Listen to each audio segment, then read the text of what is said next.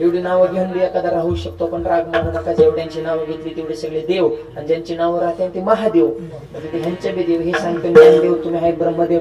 चांगल्या कमळा वाकडं चलते ते चांग देऊन चांगल्याला चांगलंच म्हणते ते नामदेव. विडायला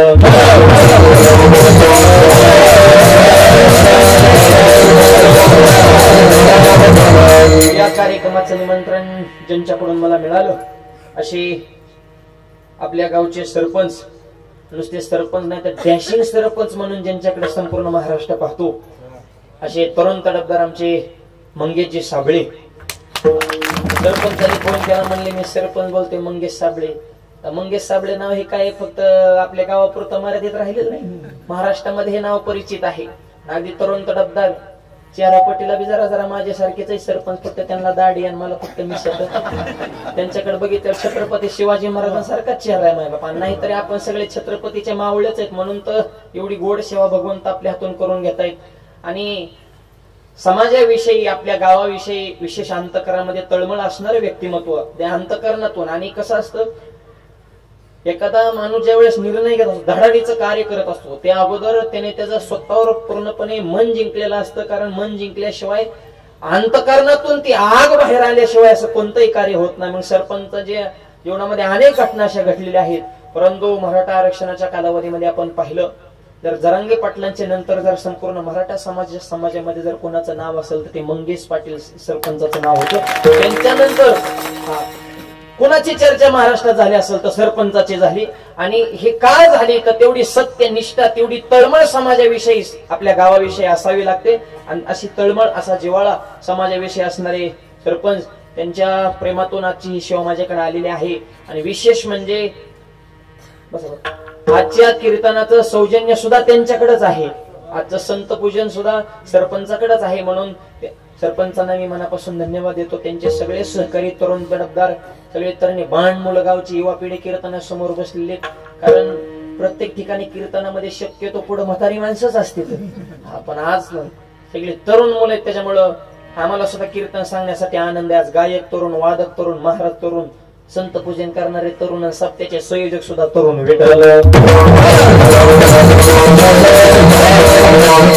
तरुणाने जर हातात काम घेतलं तर ते आरपारचीच लढाई असते, कसलीच कमतरता तिथं ठेवीत नाहीत. आणि ज्येष्ठ मंडळींनी सप्ताह टिकून ठेवलं, त्यांचं तर मार्गदर्शन आहे, पण तरुण पिढीचं विशेष योगदान आहे. म्हणून तर कार्यक्रमाला ही भव्यता आहे.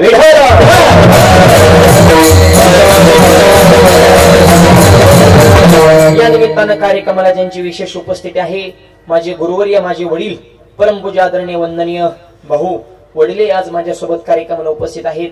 गायनाची साथ करण्यासाठी आमचे बंधू प्रवीण महाराज पठारे त्यांची उपस्थित आहे. सुरुवातीला ज्यांनी चाल गायली असे दोन्ही महाराष्ट्रातील नामवंत गायनाचार्य म्हणजे भजन सम्राट गणेश महाराज आणि सदानंद महाराज, हे दोनही सगळे सुंदर गायक आहेत. तरुण तडफदार मृदंगाची साथ करण्यासाठी ज्यांची विशेष उपस्थिती महाराष्ट्रातील नामवंत मृदंग वादक मृदंग सम्राट ऋषिकेश महाराज तराशे त्यांची उपस्थिती आहे. त्यांनाही धन्यवाद. हार्मोनियम वादक असतील, सुंदर संशिष्टीमय तुमचे मनपूर्वक आभार मानतो. सर्व अभिनेकरी बाबा असतील, सर्व गावातील आपले बालबच्चे तरुण सगळे टाळकरी, सगळ्यांच्या चरणावर नतमस्तक सेवेला प्रारंभ. विठ्ठल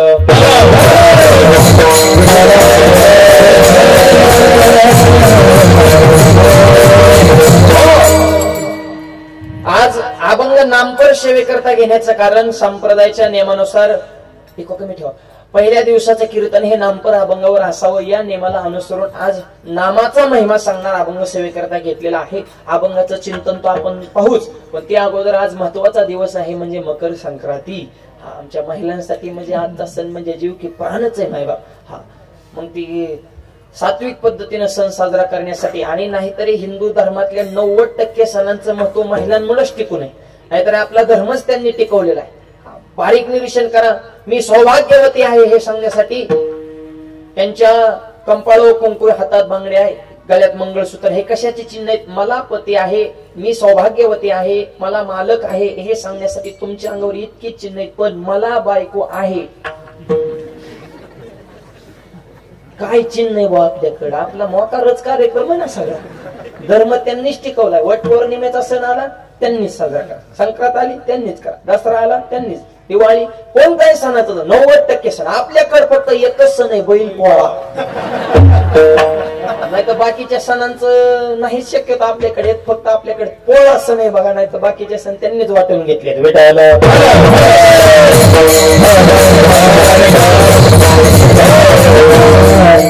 आजचं जगप्रसिद्ध वाक्य तिळगुळ घ्या गोड गोड बोला.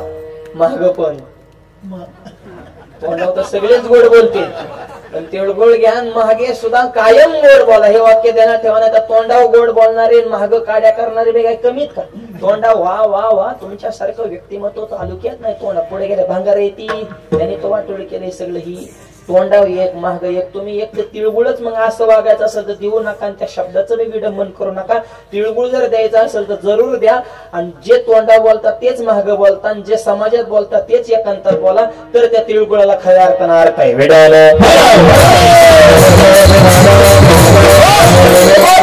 माझ्या जीवनात सुद्धा संक्रांत आहे. तुकोबरांची संक्रांत तुकोबरा म्हणतात माझ्या देहरूपी तिळामध्ये ज्यावेळेस भगवंत रूपी गुळ प्राप्त झाला, आणि माझ्या देहरूपी तिळाचं भगवंत रूपी गुळाचं ज्यावेळेस मिलन झालं, त्या दिवशी खऱ्या अर्थानं माझ्या जीवनातली संक्रांत साजरी झाली. म्हणून तुकोबरा म्हणतात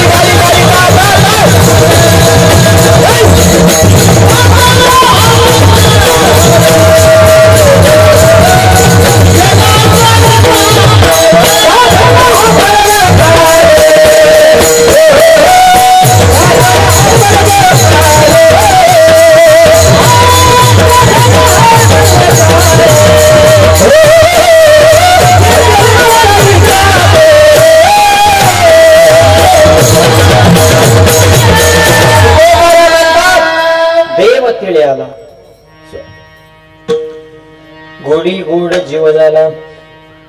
तिळ आला म्हणजे या देहरूपी तिळामध्ये देव ज्या वेळेस प्राप्त भगवंताची प्राप्ती झाली, त्या दिवशी गोडी गोड जीव झाला. ज्या दिवशी भगवंताची प्राप्ती झाली हाच खरा पर्व काळ. साधला हा पर्व काळ गेला अंतरीचा मळ. आणि पर्व काळ ज्या दिवशी प्राप्त होणार त्या दिवशी अंतःकरणात मळच जाणार आहे. मळ जाण्यासाठी तर हा धर्म मंडप आहे बरं का. सत्य कशासाठी करायचे?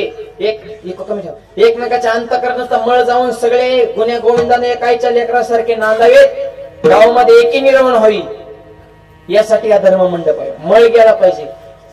इको कमी ठेवायचा बोलता. हॅलो असं खनाक नाही, थोडं कमी करायचं आवाज. मग एकदम साधा. हा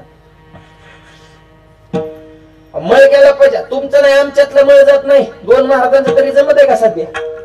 एक मार्ग हे त्याला काय येते, दुसरा म्हणतो ते तर बोगस आहे. लोक म्हणते दोन्ही मूर्ख आहेत चला प्यायला. लोक आपल्या पुढची तू आमच्यातल्यांनी बी नीट राहिलं पाहिजे. ही मळ घालवण्यासाठी सप्तेत मळ वाढवण्यासाठी नाही, सगळे एक व्हावे. तुकोबारे म्हणले माझा मळ गेला. गेला अंतरीचा मळ. आणि अंतरीचा मळ घालवण्यासाठी आज संक्रांती सारखा पर्व काळ आहे. आणि अशा पर्व काळाच्या दिवशी आपल्या सप्त्याचा प्रारंभ आहे. हा सुद्धा योगायोगच आहे. गणपती बाप्पांचं सुंदर मग. गणपती ही देवताच अशी मागा. गणपती बाप्पाचे डोळे बारीक आहेत, कान मोठे, सोंड वाकडी, पोट मोठे आणि वाहन बारीक आहे. आता डोळे बारीक का, कान मोठे का, सोंड वाकडी का, पोट मोठे का, वाहन बारीक का? विठ्ठल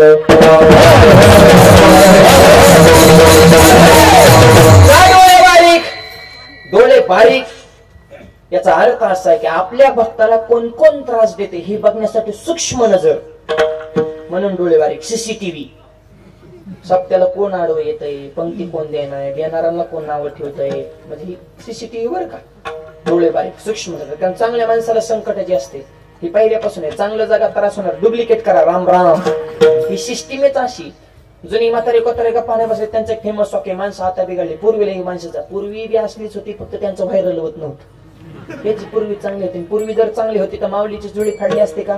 गाथा पाण्यात टाकला असता का? छत्रपतींच्या घरात राजकारण निर्माण केलं असतं का? विवेकानंद लोकांनी आक्षेप घेतला असता का? सीतेला अग्नी दिवे द्यावा लागला असता का? कृष्णाला गावळ्याचा परमाणू लोकांनी हिनवला असतं का? मग माणसं चांगली होतीच कावा? राई माणसं पहिल्यापासून अशीच आहेत, तीच माणसं आहेत, फक्त 8-9 बदलून जन्माला आल्यात, क्वालिटी तीच. त्यांच्या फक्त नावात बदल झालाय, त्यांनी गुण नाहीच सोडलं. खऱ्या माणसाला त्रास होत असतो, ज्याला त्रास होतो नाही समजायचं आपण खरं जगतोय. आपल्या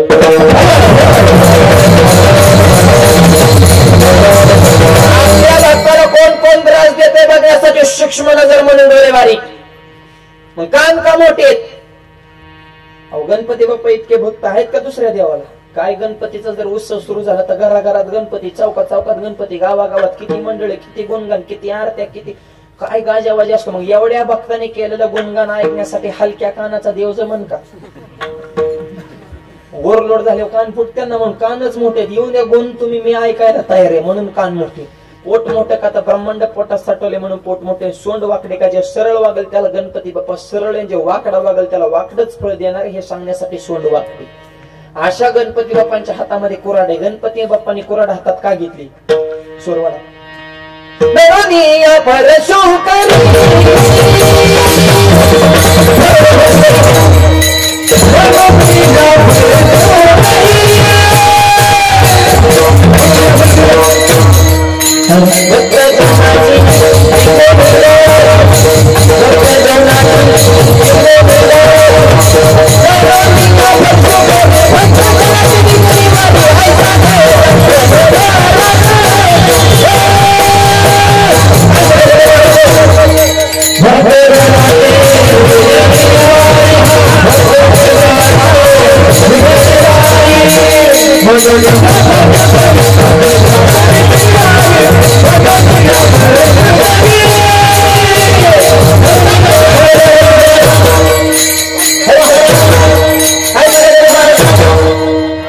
हातामध्ये कुऱ्हाड घेतली.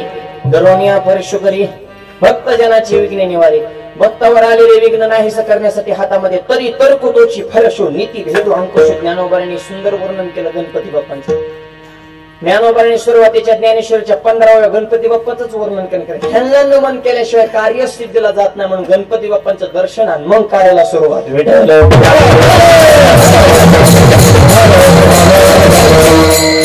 म्हणून गणपती बाप्पांचं थोडं वर्णन काय केलं तर आज पहिलाच दिवस आहे. त्यांचं नमन केल्याशिवाय कार्यच पूर्ण होत नाही. आणि मंदिर गणपती बाप्पाचं आहे आणि त्यांना नाही मंदिर आपल्याला झटका बसल. त्याच्यामुळे बाबा आधी त्यांचा विषय मिटिला बाकी हाताळायला मोकळं झालं. मग विठ्ठल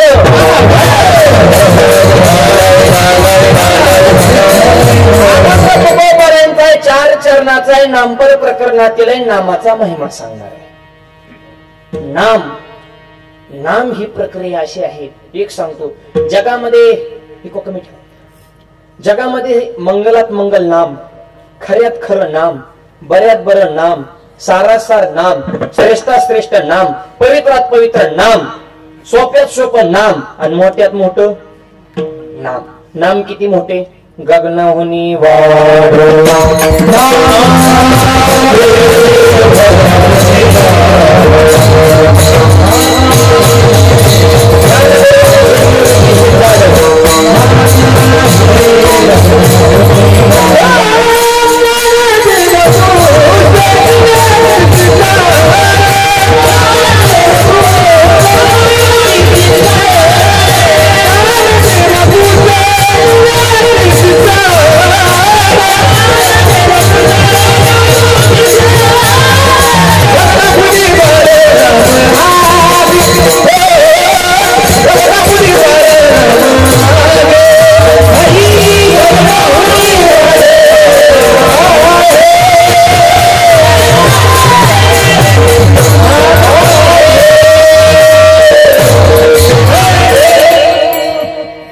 गगनाहुनी वाढ नाम आहे.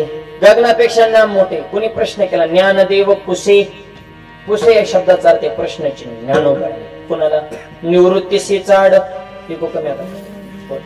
ज्ञानोबाने प्रश्न केला निवृत्ती दादाला. ज्ञानदेव पुसे निवृत्तीशी चाड. प्रश्न केला, काय म्हणले आकाशापेक्षा मोठं? प्रश्न माणसाने जरूर करावे, पण प्रश्नामध्ये वर्म पाहिजे. मूर्खावानी प्रश्न जर विचारले तर मग मूर्खावानीच उत्तर दिली पाहिजे. आम्हाला विलय प्रश्न करतात, कीर्तन करताना कंबर का बांधता, मुंडक बांधू का? मग काय करायचं बा तुला? पण जास्तच डोकं. मग बरं चांगलं सांगितलं पटत नाही ना, मग उलटच सांगावं लागतं. गंधच का बुक, अरे तू लावूच नको ना, पण आमच्या खात्या का काढितो कीर्तन करताना धोतर घालण्याची? मग काय जीन पेंटिंग करतो का? तसल्यांची संख्या झाली जास्त. दैया देवाने काय सांगावं तुम्हाला. मी परवा सकाळ सकाळी कीर्तन चौकात एक जण भेटला, जय हरी म्हणजे जय हरी. तेव्हा माऊली कोणीकडे आज खेळ? खेळ म्हणजे आम्ही का जुगार खेळतोय का, मटका लावलाय का, ऑनलाईन रमी? सहजच म्हणते खेळ. म्हणजे आमचा आहे खेळ, पण तुला आहे का वेळ? मग दोघाचा घालून मिळून तुला दाखवतो वार करायचा खेळ. म्हणजे आमच्यात परपंचाची झाली वेळ, तुमचा कावा बघाव खेळ. मग बस ना, ज्याच डोकं कशाला लावतो. एकदा माझा कीर्तन विषय झाला, शुद्ध बीजा पोटी फळे रसाळ गोमटी. जसं पेराल तसंच उगत आहे. काय चुकलं माझं? कीर्तन संपलं तेव्हा मला भेटला, मला पेराल तसं उगत नाही. म्हणलं माऊलीची ओळी देतो तुला, जे क्षेत्री जे पेरीजे ते वाचून या आनंद उपजे, पाहिजे त्याची दर्पण आधारे. आरशात जे बघित तीच दिसणार, जमनी जे पेरालले तीच उगवणार ना. माऊलीची ओळी त्याला तू कोवऱ्यांचा नाही पटत. म्हणलं तुझं म्हणणं काय बा? मला माझं म्हणणं एकच आहे, पेरायला तर सोबत नाही. मला कसं काय? मला शेंगदाणा पेरल्या त्याला टरफल कुठून येतं? भुईमुगाची शेंग माहितीये ना, वर त्याला फुल कटेल टरफल, आणि आज शेंगदाणा आहे त्याच्या. मी म्हणलं शेंगदाणा आलाय की नाही? डायरेक्ट शेंगदाणा आला पाहिजे, टरफल्याचा काही संबंध. मला हलूनच द्या ना, ते उत्तर द्या. मला उत्तर देतो पण फुकट नाही. मग चहा प्यायला घरी नाही, चहा प्यायला घरी नेलं. आणि मी म्हणलं मला फक्त चहा ना. त्याने कपात चहा मला धरा. म्हणलं मला फक्त चहा. मला चहाचा की बिस्किट आहे? म्हणलं बिस्किटाचा जाळ कर, कप बी नको, नुसता चहा. म्हणा कपाशिवाय चहा कसा येईल? म्हणे मग टारखाळ्याच्या शेंगदाणा कसा येईल? म्हणा आयो तुमच्या कुठं ना दिला, तुला आधी कळत नव्हतं का? आम्ही रोज 2 कॉफी फिरतो म्हणजे आम्ही काय येडे येत का? काय मग ही माणसं कसे सांगू का? अनंत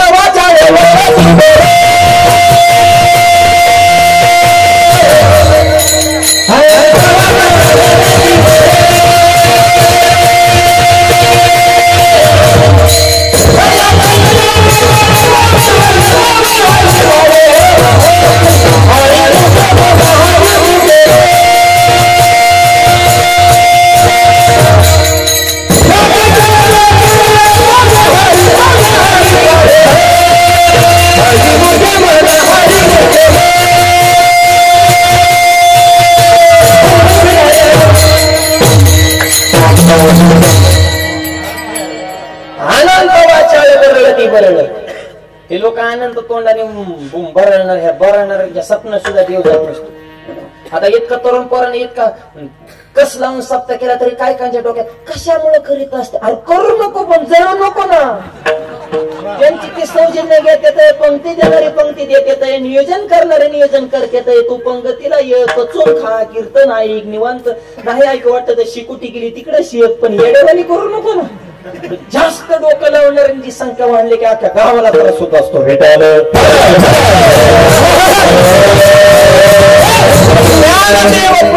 आपला प्रश्न चालाय. प्रश्न माणसाला जरूर पडावा, प्रश्नामध्ये सुद्धा वर्म पाहिजे. निवृत्तीशी चाड काय प्रश्न केला ज्ञानोबा? निवृत्ती दादा आकाशापेक्षा काय मोठे? निवृत्ती दादाने उत्तर दिलं, म्हणले नाम आकाशापेक्षा व्यापक आहे. माऊलींचा हरिपाठ तुकोबारांच्या काळामध्ये काय काय वारकऱ्याने वाचला आणि त्यांनी ती प्रमाणच पाठ केलं. गगनाहुनी वाढ नाम आहे, आकाशापेक्षा नाम मोठे. मग आतापर्यंतचा आपला अभ्यास असा आहे, जेवढी वस्तू मोठी तेवढी त्याची किंमत जास्त. हे तत्वच आहे ना. ब्रँडेड वस्तू घ्यायला गेलं की मालच मोजावा लागतो. वस्तू जर व्यापक असेल, वस्तू जर मोठी असेल तर पैसा बी तसाच द्यावा लागतो ना. क्वालिटीला बी काही किंमत आहे का नाही? मग आकाशापेक्षा जर नाम मोठा असेल तर वारकऱ्याने तुकोबाने प्रश्न केला, महाराज आमच्यासारख्या सर्वसामान्य वारकऱ्याला ते घेणं शक्य नाही, आकाशापेक्षा मोठं, मग त्याचे मूल्य तसंच असेल. तुकोबाराय म्हणले, राजा नामाचं सामर्थ्य, नामाचा अधिकार, नामाची पावर आकाशापेक्षा व्यापक आहे, पण त्या नामाचं मूल्य किती, त्या नामाची प्राइस किती? अभंगाच्या पहिल्या चरणात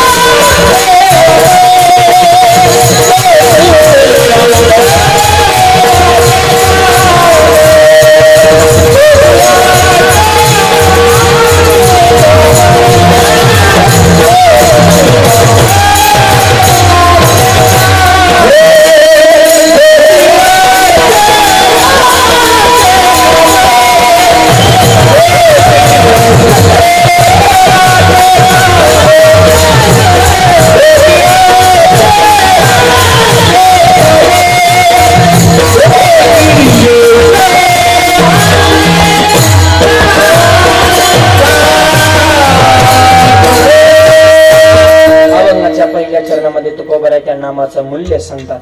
नाम घेता न लगे मोल. न लगे मोल या शब्दाचा अर्थ आहे नाम हे फुकट आहे, फ्री. न लगे मोल, मोलच द्यावं लागत नाही. बरं मला सांगा, रामकृष्ण हरी म्हणाला काय त्रास आहे? विठ्ठल म्हणाला काय नोटा द्यावा लागते? त्रासच काय? नुसतं हातावर खाण्याचा टाळी विठ्ठल, त्याला काय मोल द्यायचंय का? काय तरी सुद्धा घेत नाही. सुरू झाल्यापासून म्हणजे टाळी वाजा विठ्ठल म्हणा, काय काय टाळी वाजायचं पण तोंडच उघडीत नाही. मग उद्या जेवाय बसल्या तसंच करायचं, घास घ्यायचं पण तोंडच उघडायचं. तिथं घास घ्यायचे काय माणसाला झाले कळतच नाही. कसं असतं, फुकटची किंमत कळत नाही. नामाचं तसंच झालं, प्रिया पॉवरफुल, मोलच द्यावं लागत नाही. त्याच्यामुळे आपण घेत नाही. नाम घेता न लगे मोल, मोलच द्यावं लागत नाही. आणि तू म्हणता मोल द्यावं लागत नाही, फुकट असेल. मग फुकट असल्या मग असं आम्हाला वाटतं की ते असरदार नसेल. असरदार आहे, पॉवरफुल आहे. अवघड हे नाही. नाम मंत्र नाही खोल. खोल नाही या शब्दाचा अर्थ ते अवघड नाही, ते सोपे. ऐका नामाची ताकद. समुद्र मंथनातून विष निघणारे ही बातमी देवांच्या अगोदर देवांच्या बायकांना कळाली. बरं का, विचार करण्यासारखीच गोष्ट. समुद्र मंथन करायला कोण होते? देव. आणि विष निघणार हे बातमी आधी कोणाला कळाली? त्यांच्या धर्मपत्नी. बऱ्याचशा गोष्टी तुमच्या अगोदर ह्यांना माहित असतात. त्यांचा चॅनल कोणत्या कंपनीचे बातमी व्हायरल इकडून सगळ्यात जास्त लवकर होणार. विष निघणारे देवांच्या बायकांना कळालं. देवांच्या बायकांनी, प्रत्येक देवांच्या बायकांनी आपापल्या मालकाला आदल्या दिवशीच विनंती केली, मालक तुमच्या पाया पडते. लक्ष्मी विष्णूला म्हणले तुमच्या पाया पडते, घराच्या बाहेर निघू नका. उद्या विष निघणारे लोक गोड बोलून विष बसते, उद्याच दिवस घरात. विष्णू म्हणले ओके. सावित्री ब्रह्मदेवाला म्हणले उद्याच दिवस घराच्या बाहेर निघू नका, आपली दाढी पिकली वय झाली याडेवाने करू नका. ब्रह्मदेव म्हणलं बरं तू म्हणजे काय निघते. पार्वती बी महादेवाला सांगायला गेली हो, पण महादेव काय कुठे ऐकत होत का बायकोच? मन के बाबा लहरी, स्वयंभू स्वभाव. पार्वती बी म्हणली मालक तुमच्या पाया पडते, उद्याच्या दिवस घराच्या बाहेर निघू नका. तुमचा स्वभाव गोळा आहे, आपलं गाव वाईट आहे, गोड बोलून काटा काढते. नका गावाच्या नादाला लागू, भल्या भल्यांनी इकली ह्या गावावर. उद्याच्या दिवस तुम्ही फक्त गाव टाळा, घरातच बस. महादेव म्हणे ग तो सांगणार मी ऐकणार, माझं मी बघतो. ती काय बायकोच ऐकत होती. गेले बाहेर. बाहेर आले समुद्र म्हणताना तो विष निघाला. आता विष कोण पचवल? संकटात आलं ना देवांवर. पण इंद्र चंद्र ही जी देव आहेत ना, ही जरा चॅप्टर देव आहेत बघा. ही गेम करायला हुशार असते. त्यांनी बरोबर राजकारण केलं. म्हणले ही विष कोण पिन? म्हणजे लावा विष्णूला फोन. विष्णूचा मोबाईल स्विच ऑफ त्यांनी बंद करून टाकला. म्हणजे झंझटच नको कोणा, इन्कम नको, नाव डुबईन दे नको, आपलं गप मारा म्हणले. ब्रह्मदेव कौरी क्षेत्राच्या बाहेर. नारदजीने लिंक लावली. म्हणले एक बाबा आलाय बाहेर. म्हणले सबके बडे बाबा भगवान शिवजी. त्यांनाच गोड बोलून विश्वास म्हणले तसे पिणार नाही, ते प्रसन्न झाले पाहिजे.